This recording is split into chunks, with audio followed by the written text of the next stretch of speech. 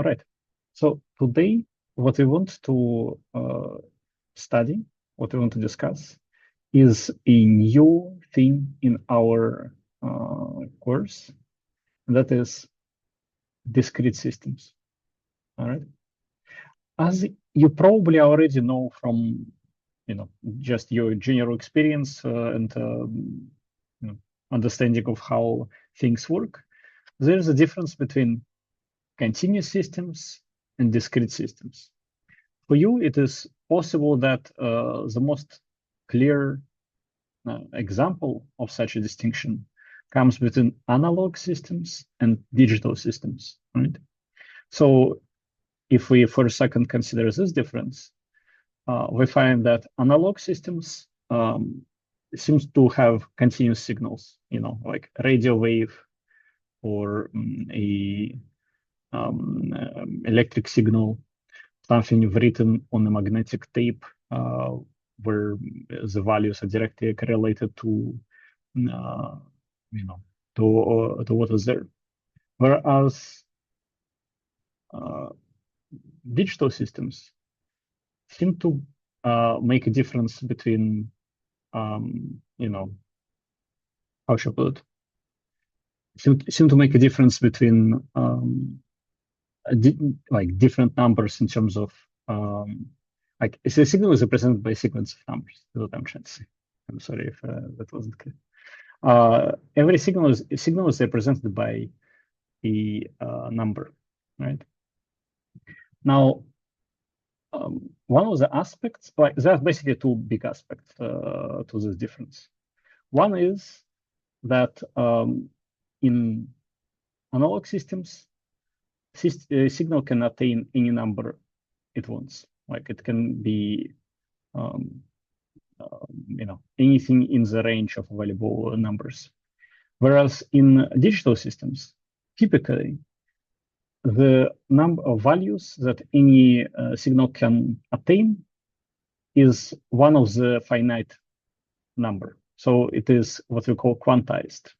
For example, your sensor, if it is a digital sensor, may measure something with a precise, with a certain precision, and that has to do not only with how bad or how good it is constructed as a measurement device, but also with the fact that it represents its output using some kind of encoding, using some kind of code, using some kind of system of numbers, right? So for example, if it was using whole numbers from the range of 0 to 255, here you go, 255 numbers. That would happen if you use 1 byte to represent your number, and you choose to use whole numbers, which sometimes happens. Sometimes this type of precision happens. So that is quantization, the fact that you use the numbers and they're quantized. There is another aspect to this whole thing, and that is called discretization. Yes, if quantization has to do with the fact that numbers have one of the possible values, discretization has to do with the fact that changes in those numbers occur at discrete moments of time, right?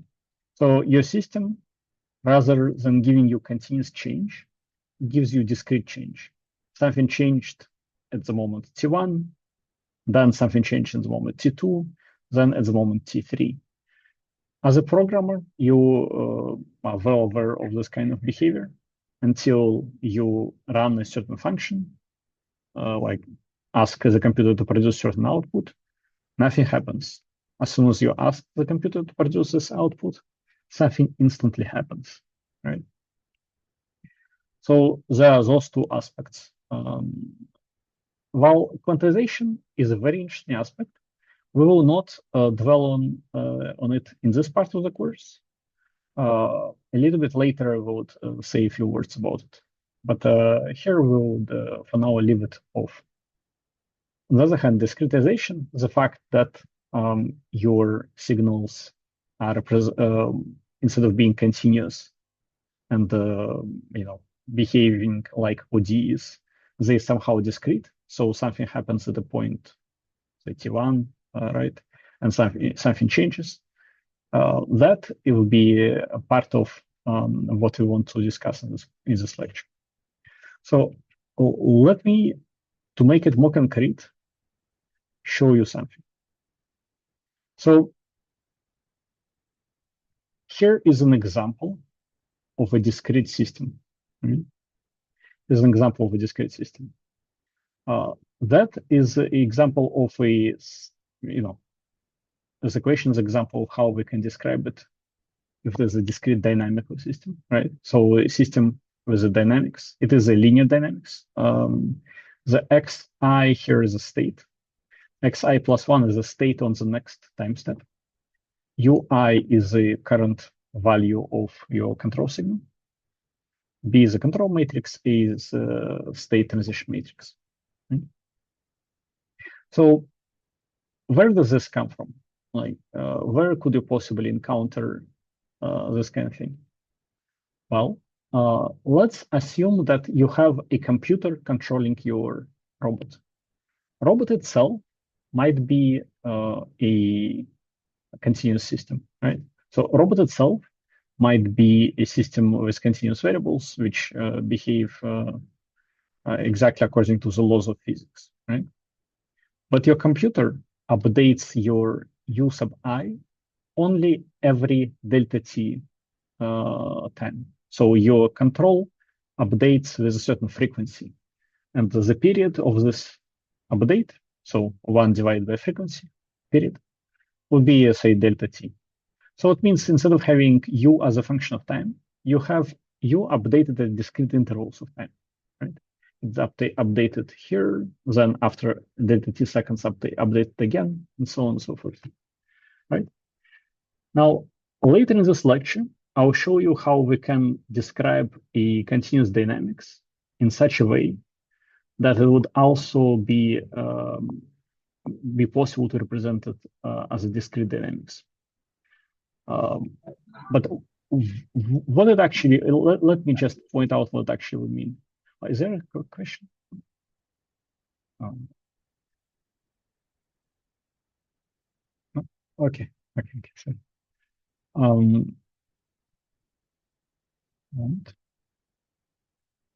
okay.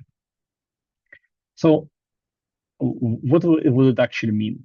Like, let's say this thing describes a robot. As I said, it describes a robot that is controlled by a computer. So digital has a digital control. Well, it doesn't actually mean this equation doesn't actually mean that the robot somehow instantaneously transitions from one state, let's say a state where the robot arm has this position, into a different state where position is different. It doesn't imply instantaneous transition. That is not the point. The point is that at a certain point, ti, the robot will be here. And at the point ti plus 1, the robot will be here, right? What happens in between? In this formulation, we don't care. We care that this transition occurs. This is very convenient when you think about digital control, because ultimately you only update at certain time instances. So it is convenient to think what happens in those time instances, as opposed to trying to mix two representations, as opposed to trying to have u sub I be updated only so often, while x sub I, we describe it as being continuous variable, as being constantly changing. So there is a mix of two things here, is what I'm trying to say. One is the fact that we use digital controls, like we use digital controllers, computers, and so on, which necessitates UI to be updated at the frequency. That is factor number one. And this motivates the whole thing. But factor number two is the fact that we describe state as going through those instantaneous changes is just a choice. We just choose to represent it this way. It is not a fact about robots somehow behaving like discrete systems. Rather, we find a way to write down discrete systems which would describe behavior of the robots. So those two things are there. All right. Now, in order for us to successfully continue, what I propose is this. We will try to study this system, right? We will try to study the system. We will just take it the way it comes, like this is the equation. We can try to understand how it works. And as time goes on, as we understand a little bit more about it, we could try to go back and connect what we learned to physical reality, to how robots behave and so on. I think it will be more clear this way. All right, so let us try to study what this equation has. All right, so first of all, this equation. Now we're just thinking about it as equation, not as representing anything. Right? This equation describes how next value of x depends on the current value of x and the current value of u. It is an algebraic equation. It is not a differential equation. Right? So algebraic equation, just next variable depend on the current variable and current control. So no derivatives, very easy. Especially it is easy to simulate. If you want to solve this in the traditional sense, solve Cauchy problem, for example, given initial conditions, find all values into the future. Well, as a simulation, it's just a task of computing x sub I plus 1 as many times as you want, and you get those points. And that's it. No, very easy. How do we control this type of systems? How do you find u sub I? Well, previously, you remember we tried u equals to minus kx. Well, here we can also do u minus kx. If we wanted to have feed-forward component, you remember the fact that feed-forward component is something that has to do with trajectory tracking when we want to stay on the trajectory or point-to-point control. Any of those? Well, we can add it too. So control actually did not change in the slightest. We propose that u sub I would be proportional to x sub I with the coefficient k, which is control gain. So linear control law is the same between discrete systems and continuous systems. That is interesting aspect of it. All right. Now, can we actually learn something or understand behavior of the system? Well, let us try to do more or less the same approach as we did to analyze stability of continuous systems, but we try to do it here, right? So I would show you one way we could analyze stability of the system, and hopefully you can follow my my logic. So first, as in the case of continuous systems, let us consider as a case when A has purely real eigenvalues, non-repeating, etc. So then A in this equation, notice as in continuous systems, we consider autonomous equation. So no plus BU here, right? Just autonomous equation as before. In this example here, since A has purely real eigenvalues and they're non-repeating, we can have eigen decomposition, which looks like V inverse times D times V, where D is a diagonal matrix with eigenvalues, and V is eigenbasis. Right? Now, we can substitute this guy into here, right? What we would get is this equation. Next, what we can do is, and again, let me point out, this is exact same steps as in the continuous case. We can introduce a new variable, z equals to v times xi, right? So v times xi will become z. Okay. Notice that we have here another one, let me use a different. Like we have here V inverse. So if you multiply both sides by V, V will disappear here. And we would have V times X sub I plus 1, which will become Z sub I plus 1, right? Because this substitution. And thus we achieve this equation. Z sub I plus 1 is equal to D times Z sub I. So we repeated exact same steps in just because A has this decomposition. I can rewrite it this way, change variables, and we get n independent equations. They're called independent because D is diagonal matrix. So actually, when we multiply D by Z, by Zi, what we'll get is first eigenvalue. D, remember, is a diagonal matrix of eigenvalues lambda J. So we'll get first eigenvalue times Z1. That will be what Zi plus 1 is equal to, right? The first component of Zi plus 1 will be equal to lambda J, so lambda 1 times first component of Zi, right? And the same with the second, same with the third, and so on. So it becomes a system of those independent equations. Here, there's one difference notationally between continuous case and discrete case.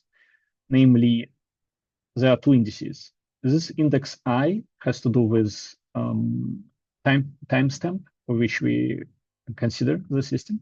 Remember, the system goes, from x1 to x2 to x3 to x4 and so on. So that I here has to do with the moment of time. Whereas this J here has to do with the component of the vector Z, okay? The component of vector Z. So the first component would be evolving by being multiplied by eigenvalue. Second would be evolving by multiplied by a second eigenvalue, and so on and so forth. Now, let us study this situation a little bit more. So we understand that this is how the individual components of this vector Z evolve over time, right? Well, we can consider the ratio between this element and this element, right? Do they increase or do they decrease? Or the ratio between them in absolute terms, so by absolute value, is actually the absolute value of the eigenvalue. In this case, eigenvalue is purely real. But if the absolute value of this purely real number is less than 1, this ratio will be also less than 1. So the length of those vectors will dwindle. Now, let me just demonstrate.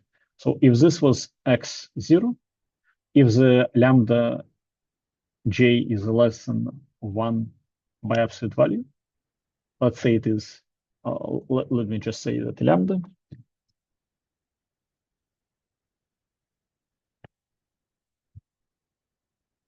is equal to 0.6, for example. Then what we will see is that will be x1, that will be x2, that will be x3, that will be x4, and so on and so forth, right? So they would decrease, decrease, decrease.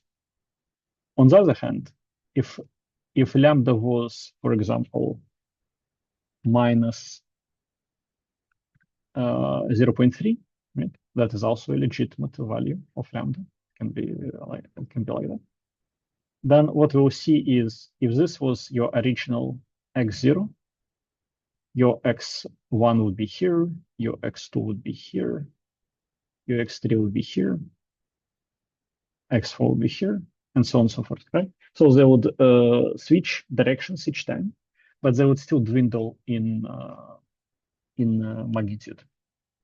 So for a discrete system, of this type with purely real eigenvalues, what we find is the solution would dwindle very fast, or not very fast, but dwindle, right? If the absolute value of eigenvalue is less than 1. Doesn't matter if it is positive or negative, as long as this less than 1. There is a question. I would answer the question in just a second. Okay. So let me also point out that if eigenvalue, if the value of the eigenvalue is equal to 1, then the magnitude of this component of z will not dwindle. So it would stay the same.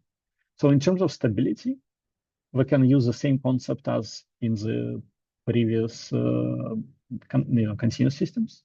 So what we will see is this system of this type would be stable if absolute value of eigenvalue is less than 1, marginally stable if it is less or equal to 1, and unstable if it is bigger than 1. If it is bigger than 1, obviously those vectors would increase. Someone want to ask a question? Nikolai? No? Okay. My apologies. Oops. Okay, now I'll answer the question that was in the chat. Let me find it.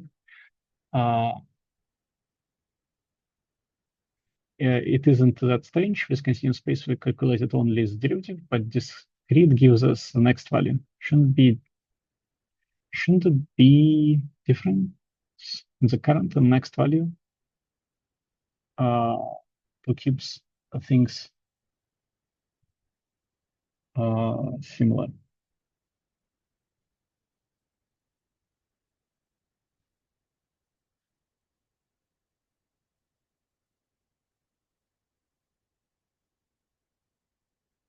I'm not quite sure if I understand the question.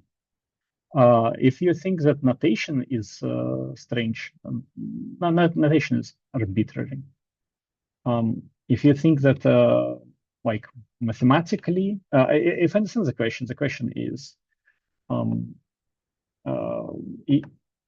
does it actually make sense?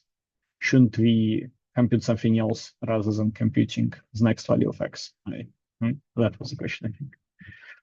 If you disagree with notation, then notation is kind of arbitrary. So while it might not be the most obvious, it is just what it is. Right? If you think that mathematically there is something suspicious here, I think I will be able to justify it when we, in just a few slides, when we finish with stability, go to deriving those systems from continuous systems. Then I think you'll be satisfied if mathematics is what worries you.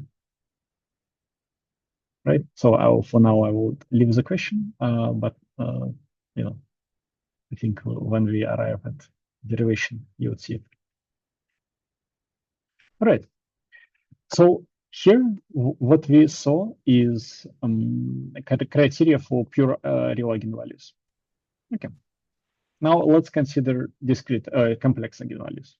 So we do this exercise with 2x2 matrix as before. So remember this matrix, eigenvalues of this matrix is alpha plus and minus beta times j. So it's a complex eigenvalues. Alpha is the real part of the eigenvalue, beta is a complex part of the eigenvalue, imaginary part of the eigenvalue. Right. Now, let us find norms of the, this, the signal, the state after transition. And let me, I guess, clear it. The state after transition. And this, the state before transition, right? Oh, the norm of the state before transition is clearly x1 squared plus x2 squared, right? That's clearly the square of the norm, right? I would just put the square of the norm. If you want the norm, it will be square root of this. Now, let us look at this after transition. Well, after transition, you would have alpha x1 minus beta x2 in the first element squared, beta x1 plus alpha x2 squared, and you sum them and you take a square root. Well, again, as before, have the norm squared, so we don't have a square root. And what we find is when we open those brackets, alpha times x1 minus beta times x2, we would have alpha squared plus x1 squared minus 2 alpha beta x1 x2 plus beta squared x2 squared. Here, when we open the brackets in the second one, it will be the same, but instead of minus alpha beta 2 alpha beta x1 x2, you'll have plus 2 alpha beta x1 x2. The difference is only in the sign. That is the only difference between them, right? And those cancel. So it is exactly the same as in the continuous case. We did absolutely the same, as far as I remember. So what we find is that the norm of the state after transition is exactly the same as the norm of the state before transition, right? Except it is multiplied by alpha squared plus beta squared. So that's what we see. All right. What does it tell us? Well, it tells us the ratio of those two norms. And notice here I compare norms squared, not norms themselves. But the ratio of those norms squared is alpha squared plus beta squared. But this is considering that eigenvalues of the system is alpha plus or minus j beta. This is the same as the square of the eigenvalue. So the ratio between squares of the norms is the same as the square of the eigenvalue, right? We can obviously take square root and we will see that the ratio of the norms is the eigenvalue, by absolute value. So here again, we see that the norm of the output of the, after transition will dwindle and continue dwindling as long as the eigenvalue by absolute value is less than 1. So this is true for complex numbers too. Remember, for complex number, the norm is the length of the complex number in the polar representation, where you have angle and radius and length, right? So this is the length of the complex number. So as long as the complex number by absolute value is less than 1, the system is asymptotically stable. The solution will dwindle towards 0. As long as eigenvalue is equal to 1, the solution is marginally stable. So it will not dwindle. It may rotate, like in this case, what you can see is, for example, for stable system, something like this. It will dwindle but rotate. For marginally stable system, you could see something like this. So your vectors would simply rotate without changing in length, right? It is a 2x2 case, so I can actually represent it, with the fidelity here. Now, finally, for unstable system, what you can see is something where the vectors would not only rotate, but increase in number and go, blow up. So you can see the criterion stays the same for 2 examples already, right? Now, I think that's enough, and I will just give you the final criteria for stability. So for any discrete system, the stability criterion is this. All eigenvalues of the system should be less than 1 for asymptotic stability, or less than or equal to 1 for marginal stability. if any eigenvalue is greater than 1 by absolute value, the system is unstable.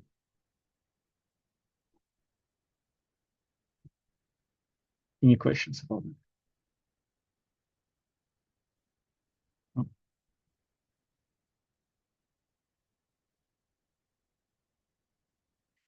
All right.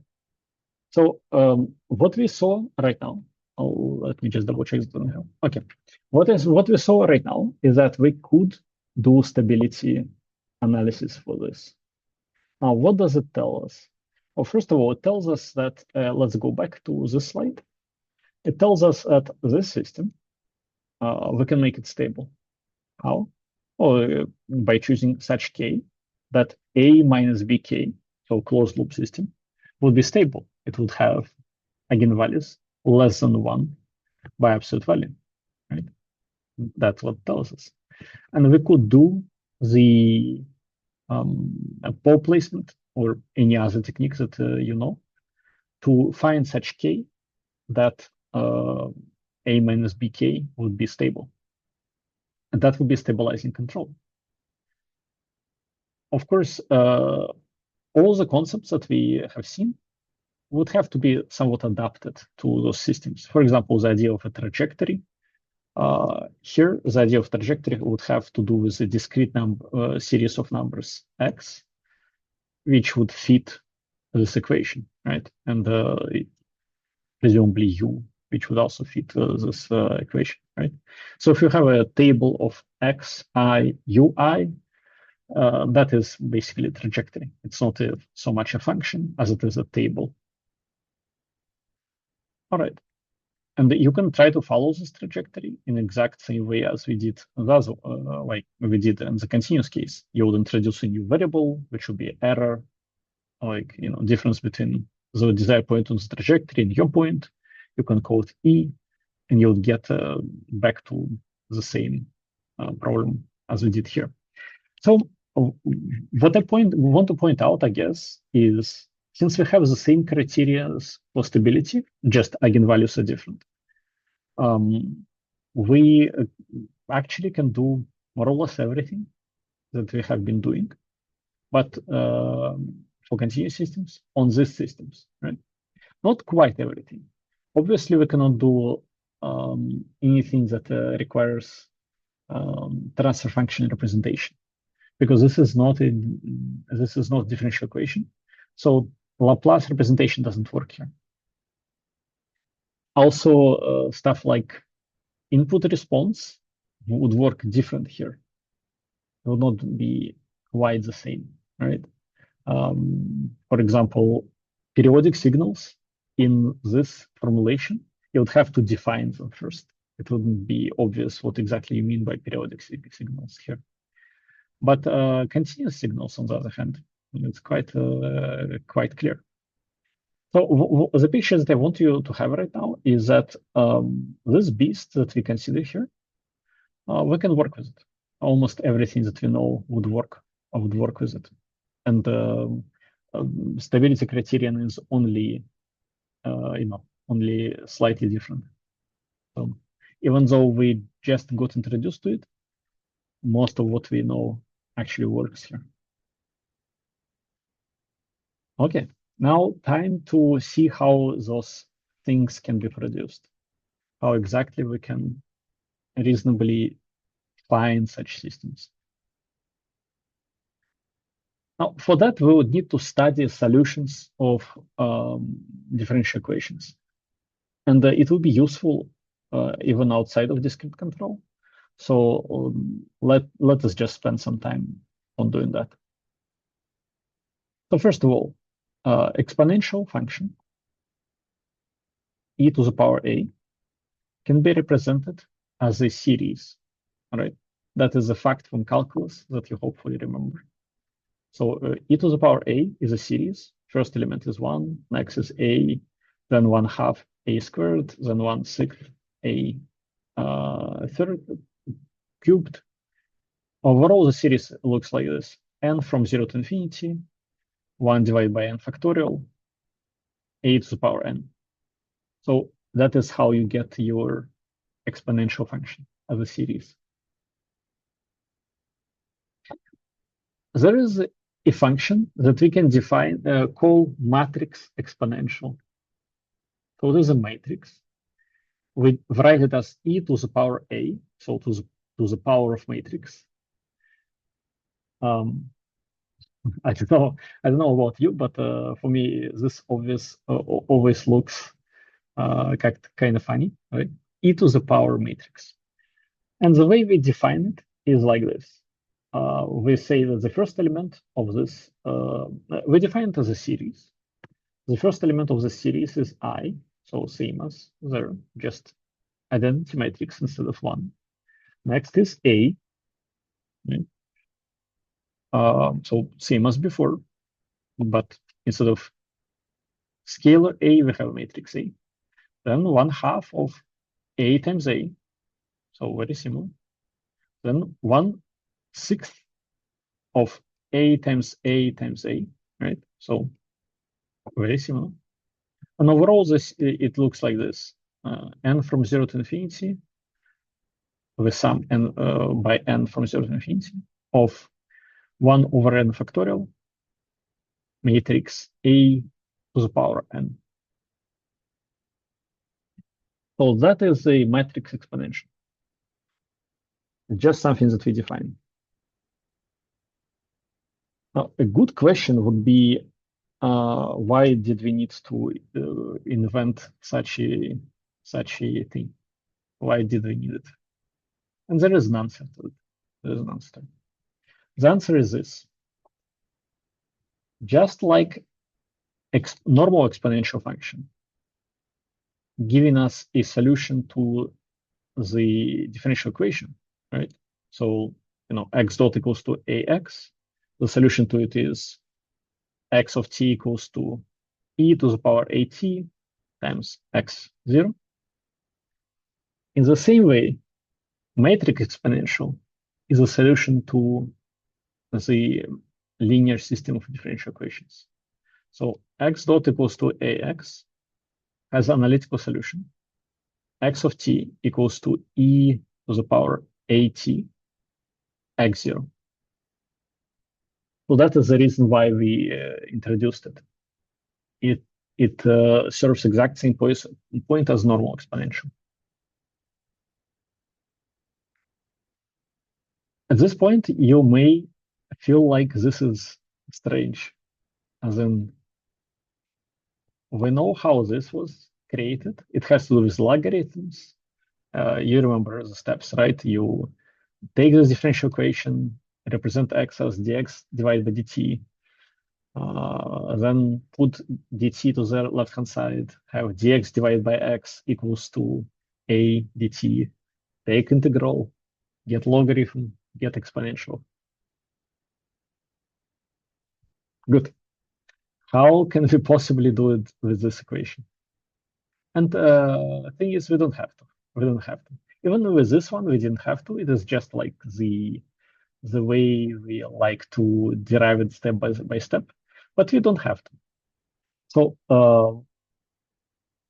let me simply verify that this indeed is a solution to this equation. So I'll just verify. I'm not going to derive it. I'm going to verify it. How do I verify? By substituting into the original equation, of course. So x of t is equal to, let us be careful here, is equal x of t is equal to, I will use a different color, matrix exponential, so this guy, times x of 0. That is just, I wrote everything, but now in terms of a series. Next, let's find derivative of x according to equation 14. So we'll differentiate from this equation. So derivative of x is equal to, and now again, let's be careful. Derivative of this guy is 0. Derivative of a t is a. derivative of 1/2 a times t squared is 2 times 1/2 times a times t. So 1/2 and 2 go away, so you get a times t. Derivative of this guy would be 1/6 times a times 3t squared. So 3 divided by 6 is 1/2. And so on. We can go on and on. Now, what we have here is actually almost the same as matrix exponential. It looks very similar. Let us take a out of the bracket. So we'll take this a, this a, this a, all of those a's out of the bracket. When we do that, what we have left is actually matrix exponential. You can see it is exactly the same as the matrix exponential.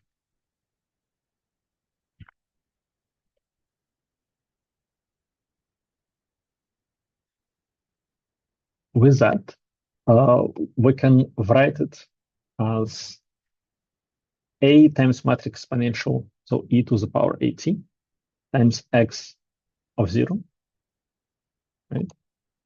And you notice this expression tells you x dot is equal to a times e to the power at x0, right? But notice that this expression here is how we defined x of t. So this expression is actually x of t. And now equation 18 proved that such x of t is solution to x dot equals to ax, right? That's it. That's the proof. Now, this proof is not only elegant, it tells you how you can deal with matrix exponentials. If you want to prove something, go to the series representation. It's very good. By the way, we could do exactly the same with this equation. And if you, at some point in life, feel dissatisfied with integral way of solving those equations, and this happens, like I had students who were simply unhappy with how rigorous or not rigorous enough the proof of the solution of ordinary differential equations of this type are. Just go to the series, and since you don't have to do integration there, the proof will lack ambiguity of using indefinite integrals, so you may feel more satisfied. No, that's another way of doing things. All right, so that is both the proof and a way to do stuff with those matrix exponentials. Next, we can see that not only simple differential equations of the types that we saw previously can be solved analytically, but also this type of equations can be solved analytically. So we call it forced equation because we have input here. This can also be solved analytically. To do that, first, let me point out that we will need an identity. Basically, we will need an identity. So for identity, we need to find derivative of this function, right? Let's quickly do it. Derivative of this function, that is a product of two functions. We find it by taking the first function times the derivative of the second, plus derivative of the first times the second. Right? Quite clear. Quite clear. This minus here and this a have come from differentiating this equation. That's minus a is given to you. All right, now let us try to see how we can solve this equation. First, we multiply it by e to the power minus at. So we get this guy on the right-hand side, right? We multiply it by e to the power at. This e to the power at times ax. This e to the power minus at times bu. As a next step, we take this to the left-hand side, so with a minus sign, and we notice that we obtained our form of our equality here,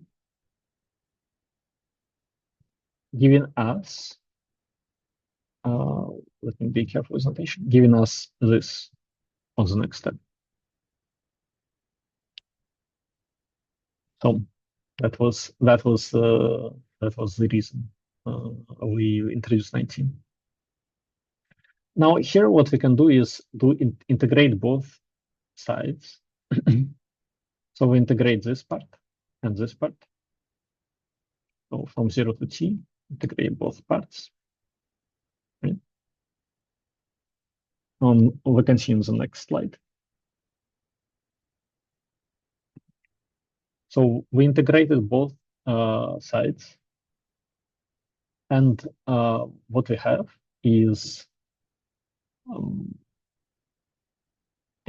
when we look at this, basically we can take this integral.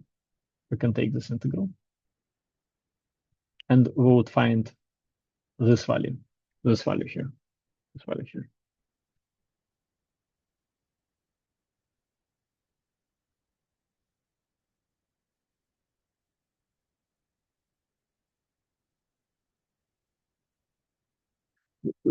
I'm not sure if this is completely obvious, but basically you see this, right?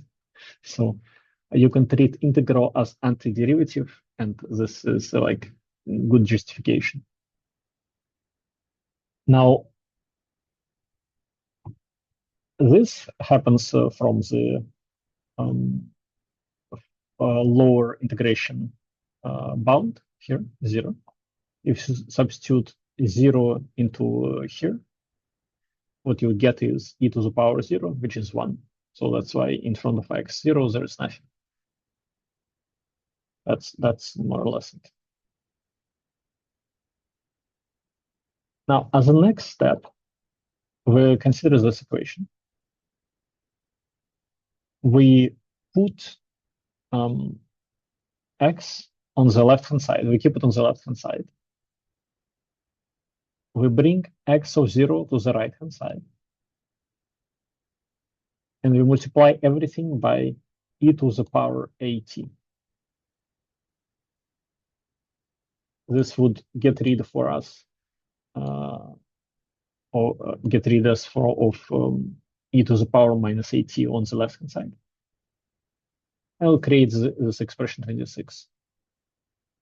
And, as a final step, we could, if we want to, that is not a necessary step, we could bring this guy under the integration like this. And that's it. So equation 27 is a standard solution for this type of systems that you can find in textbooks. But also 26 is just as good. So no reason to prefer one over another. Okay. Why did I do this? Well, I do this to motivate something more complicated that I don't want to try to prove on the slides. But the form is exactly the same, so hopefully you'll believe me. Let me show you one more time. So the solution is this standard unforced solution. So this is a solution to the unforced differential equations that we saw in the first lecture, right? Plus this kernel-looking thing, right? This e to the power a t minus tau. And then you have this b times u, which is your forced part, like your input. Okay, let's look now how it looks for the general form x equals to ax plus bu in the matrix form.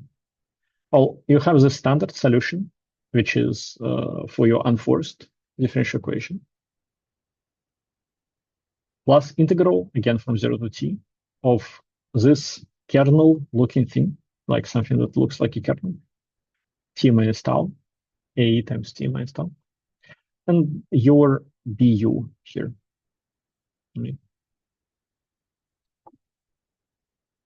And you didn't have to put this guy under the equation, under the integral, so you can put it outside.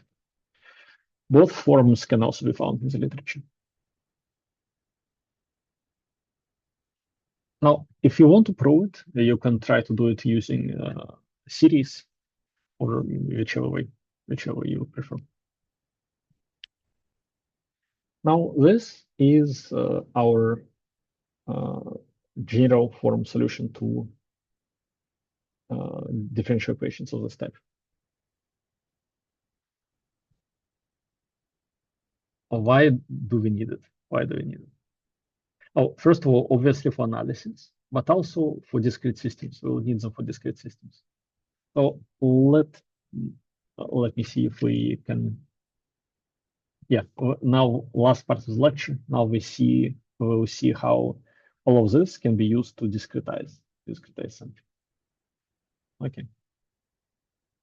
Now let me just be careful for a second and show you like a little bit of this notational thing. So let us consider the system that it evolves from time t equals 0 to the time t equals to delta t.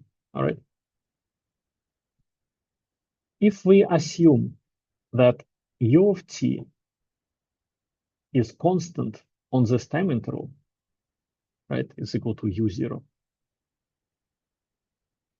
And if we further assume that x of 0 is denoted as x0 and x of delta t is denoted as x1, right? So we just denote them. It's not an assumption. It's just the notation, right?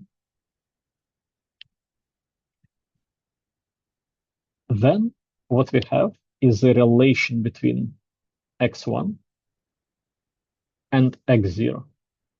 And how this relation goes? Well, we solved the equation before, right? So we know that for equation with an input, solution would have this form. The only difference is now x of 0 is now x0. X of 1 is this like final point for which we want to find out what x would be. So we substitute to the solution delta t instead of t, right? Well, let me be careful. So we want to find what the solution will be at the moment delta t. That's why we have delta t here, delta t here, delta t here, right? So we substitute into our time function specific time. Specific time is delta t. All right, okay. Now we can further introduce notation where we denote this guy as a bar. So this guy would be a bar, okay? Additionally, we can denote this guy as b bar. So all of this, right? All of this would be b bar.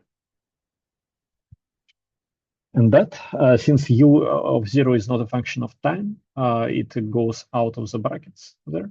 And that's how we get the equation 32. And now there was a question earlier, remember, about whether or not this makes sense. Now you can see mathematically how it makes sense. We simply take our continuous differential equation, solve it on this time interval using the exact solution, right? And we find that this solution depends on the initial conditions in a linear form and depends on the constant control input in a linear form. So our discrete dynamics is actually exact. It expresses exactly the same physics as continuous dynamics. There is no difference. The only assumption that we make is this. Control is constant on the time interval. If this is not true, then at least this way of doing it is not available to us. So if we want to do it this way, we have to assume that control is constant.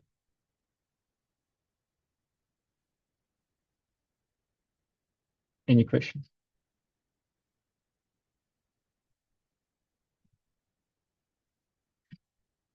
All right. So this is exact discretization. So this is exact discretization. This way of doing discretization gives us exact discrete model, no errors. This is not the only way. So let me show you a much simpler way, which 99% of students use when they do discretization for like tests and stuff like this. And it goes like this. So first you will look at your continuous time equation. Then you notice, well, x dot can be replaced with x of t plus delta t minus x of t divided by delta t. That's an approximation of a derivative, right?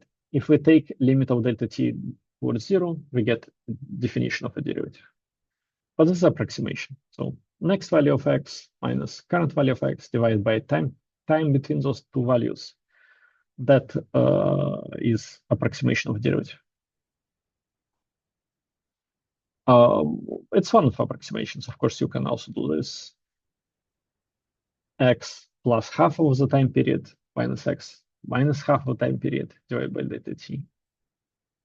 That's also possible. There is also even this is possible.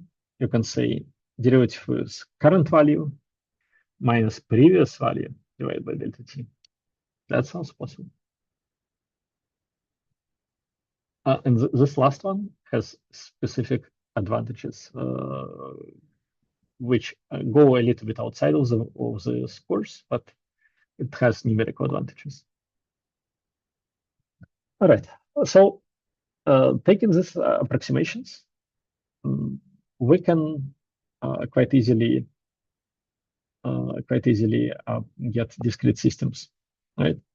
So as before, we define x0 as x at time 0, x1 as x at delta t, x2 as x at 2 delta t, and so on, right? We approximate thus x dot as x sub I plus 1 minus x sub I divided by delta t, right? And thus we can, using this approximation, get us this equation, 1 over delta t x sub I plus 1 minus x sub I equals to a times x sub I. Notice here we assume that this x would be x sub I. There was no reason why we should assume that. It could be x sub I plus 1, it could be anything else. We just assume that it's x sub I. Okay. Now, we collect, let me be careful. We collect this on the left-hand side, right? For that, we multiply both equations by delta t. So we get a times delta t. And we transfer this guy, this x, to the right-hand side. That's how we get this I. So the final answer is x sub I plus 1 is equal to a delta t plus I. And somehow it makes sense, right? We say, how would this affect the next x in delta t seconds? Well, multiply by delta t, That's how you would see effect on the next, like, the effect over delta t seconds, right?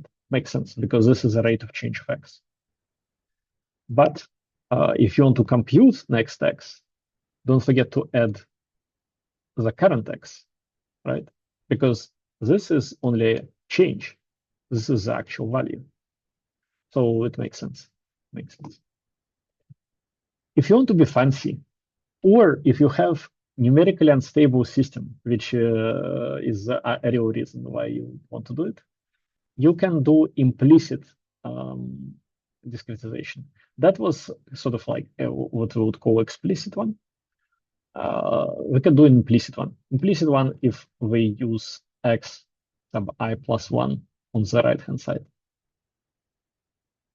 This one would be numerically stable for systems with high condition number. So if we try to isolate x sub I plus 1 on the left-hand side, the equation will look like this. I minus a delta t inverse times x sub I. This would also be just as good fidelity as equation 40. So don't worry about the fact that it looks a little bit different. It's okay. It will be more stable, but you can see you have to compute an inverse on each side, time step, which is not ideal. But you can do it.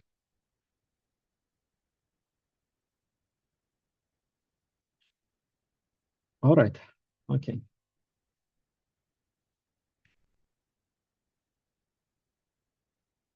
Now, when we want to try to find those matrices A bar and B bar, you remember what we saw with analytical solutions? We can try to find them in this form as presented in the last slide.